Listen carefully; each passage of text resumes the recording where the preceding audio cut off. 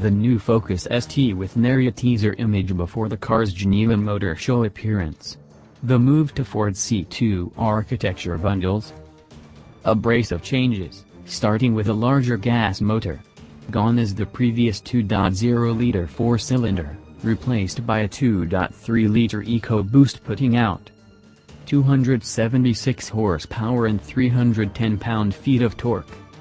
That's 24 horsepower and 30 pounds-feet more than the Mk3 Focus ST. The 2.0-liter EcoBlue diesel churns out 187 horsepower and 295 pounds-to-foot, the most powerful diesel ever in a Focus.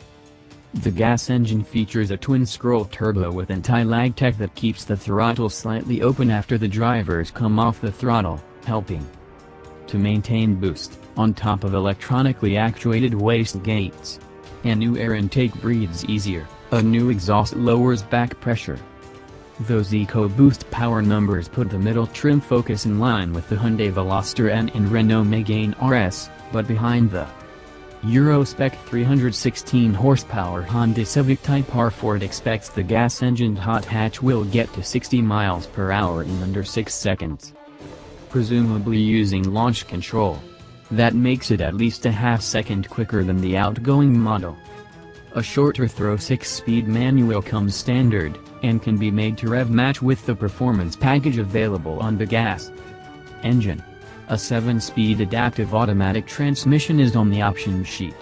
It adapts to driving styles, and Ford says it has the ability to differentiate between road and track use.